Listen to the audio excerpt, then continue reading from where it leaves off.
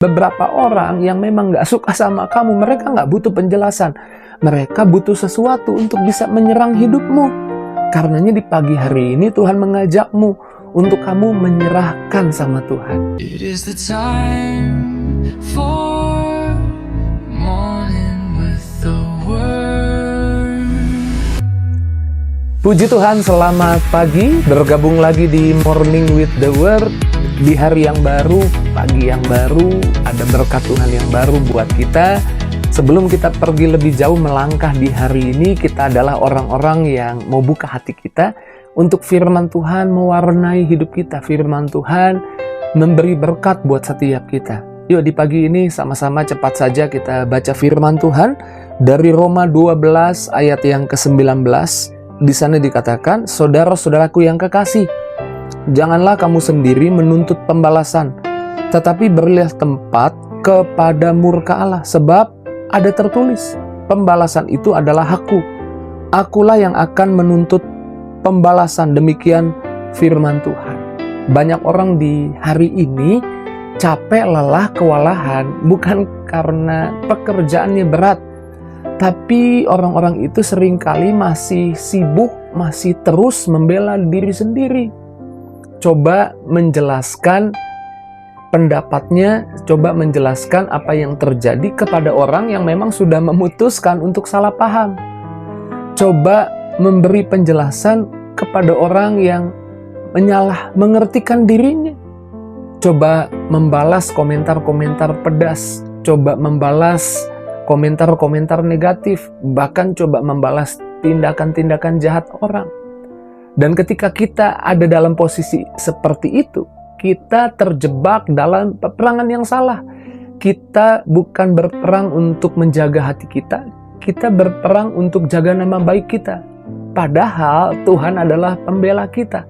Alkitab berkata di dalam Mazmur 37 ayat 5 dan 6, saya bacakan buat kita. Dikatakan, serahkanlah hidupmu kepada Tuhan. Serahkan hidupmu kepada Tuhan dan percayalah kepadanya. Percayalah kepadanya dan Ia akan bertindak. Ia akan memunculkan kebenaranmu seperti terang dan hakmu seperti siang. Ada hal-hal yang tidak dimenangkan dengan perdebatan. Ada peperangan yang tidak bisa selesai dengan penjelasan. Karena banyak orang nggak butuh penjelasan. Beberapa orang yang memang nggak suka sama kamu, mereka nggak butuh penjelasan. Mereka butuh sesuatu untuk bisa menyerang hidupmu. Karenanya di pagi hari ini Tuhan mengajakmu untuk kamu menyerahkan sama Tuhan. Percaya sama Tuhan. Dan Tuhan akan bertindak. Ayatnya bilang begitu kan? Serahkan, percaya, Tuhan bertindak. Lalu nggak stop sampai di situ. Tuhan bilang Tuhan yang akan memunculkan terangmu.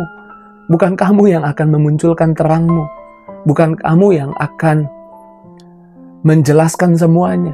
Biar Tuhan yang menjelaskannya. Dia akan memunculkan kebenaranmu. Artinya nggak perlu kamu angkat-angkat dirimu.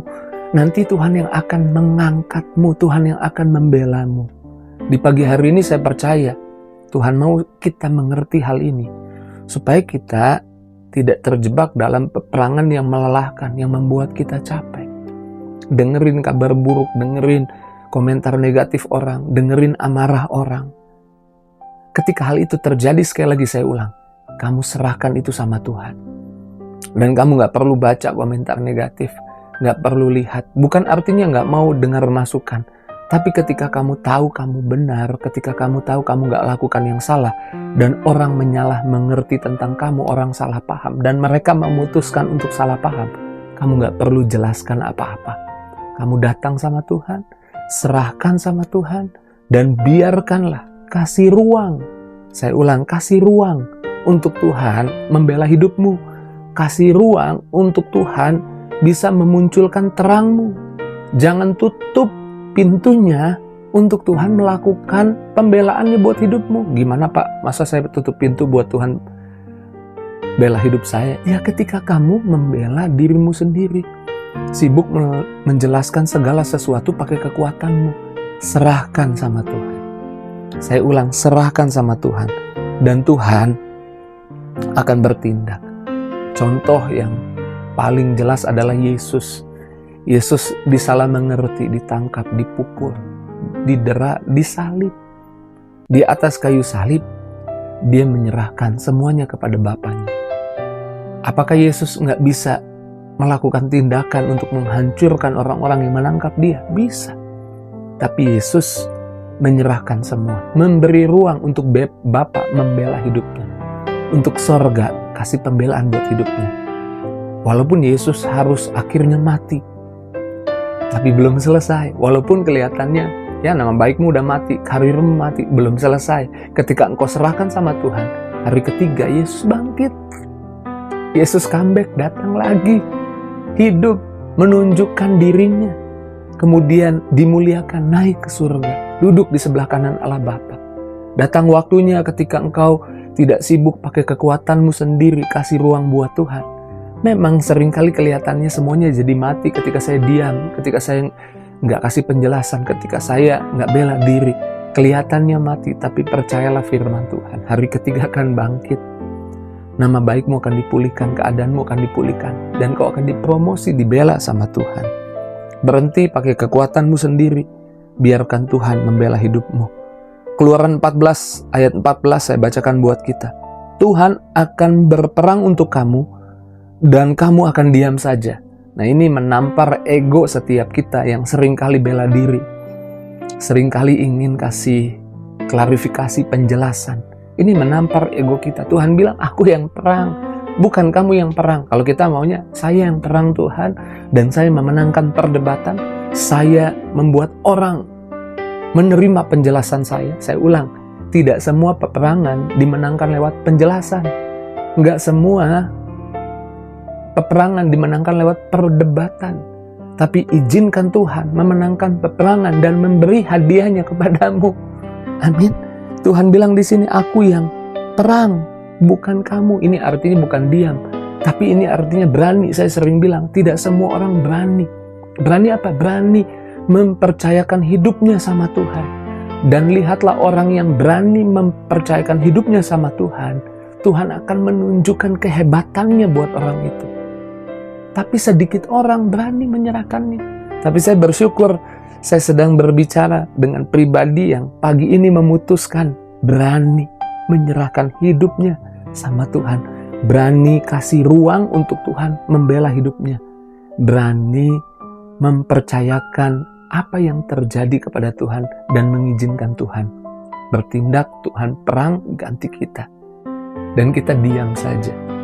Artinya kita nggak pakai kekuatan kita.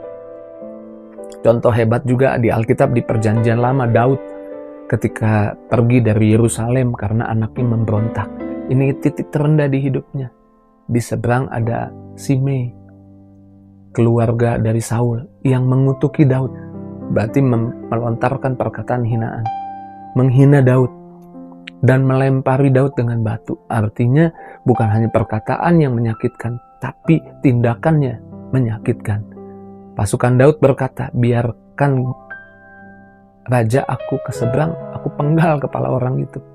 Tapi tahukah jawaban Daud di dalam 2 Samuel 16 ayat 10? Tetapi raja berkata, apakah urusanku dengan kamu, hai anak-anak Zeruya? Biarlah ia mengutuki, karena Tuhan telah berfirman kepadanya, kutukilah Daud. Siapakah yang berani bertanya, mengapa engkau bertindak demikian? Ketika Simei mengutuk, Daud menjaga hatinya dan berkata, gak perlu itu peperangan yang harus aku lakukan. Biar Tuhan. Kalau Tuhan suruh dia mengutuki aku dan aku harus jaga hatiku, gimana? Wow, luar biasa. Daud mengerti pembelaan adalah bagiannya Tuhan. Pembelaan bukan bagian kita. Tuhan akan bela kamu di semua aspek hidupmu. Ketika keadaan coba meremehkanmu, Tuhan akan bela kamu. Ketika ekonomi coba meremehkanmu, Tuhan akan bela kamu. Ketika sakit penyakit meremehkanmu dan kau menyerahkannya sama Tuhan, Tuhan akan membelamu. Ketika hidup ini coba meremehkanmu dan kau menyerahkannya sama Tuhan, Tuhan akan membelamu. Karena setelah itu Daud, kita tahu, tidak kehilangan tahtanya. Daud tidak kehilangan istananya, kerajaannya. Daud kembali ke Yerusalem dan memerintah sebagai raja Israel. Dan saya percaya pagi ini Tuhan sedang meyakinkanmu, kasih aku ruang, kasih aku tempat untuk aku bela kamu, kasih aku ruang untuk aku menunjukkan kuasaku kepadamu. Dan saya percaya kita orang-orang yang pagi ini berkata, Tuhan, silahkan bela hidupku. Tuhan, aku kasih ruang, aku gak akan bela diri, aku gak akan banyak ngomong, biar Tuhan yang bela hidupku. Pagi ini saya percaya Tuhan memberkati kita, mewarnai hati kita dengan firman yang begitu hebat. Mari kita bersyukur, kita doa. Terima kasih buat kebenaran, buat firman yang kami dengar pagi ini. Sungguh menyegarkan kami Tuhan. Sungguh melegakan buat kami, bahwa kami punya pembela dalam hidup kami. Kami gak perlu sibuk-sibuk bela diri, Tuhan pembela kami. Yang perlu kami lakukan, yang perlu kami sibuk lakukan, berhubungan dengan Tuhan, bergantung pada Tuhan, menyerahkan semua kepada Tuhan. Terima kasih buat firman-Mu. Jamah, berkati anak-anak-Mu yang menyaksikan Morning with the Word di pagi ini, setiap pribadi dalam berkat Tuhan. Dalam nama Yesus kami doa bersyukur, haleluya. Sama-sama kita katakan, amin. Puji Tuhan, kekuatan saya terbatas, dan kekuatan Tuhan itu tanpa batas. Jadi saya izinkan Tuhan yang bela hidup saya. Jika itu jadi responmu, tulis di kolom komentar. Pak, Bu, anak muda, tinggalkan jejakmu di kolom komentar. Bahkan boleh tag temanmu juga di kolom komentar. Saudara boleh berkomunikasi di kolom komentar saya. Biar kita boleh saling menguatkan, saling memberkati. Dan jangan lupa bagikan link Morning with the Word di pagi ini. Mungkin kau teringat kepada temanmu yang sedang sibuk bela diri. Kirim link WhatsApp, link Morning with the Word di pagi ini kepada WhatsApp-nya atau di status media sosialmu, tulis. Biar lewat apa yang kamu share, banyak orang ikut diberkati. Terus maju dalam Tuhan, Tuhan berkati kita. See you!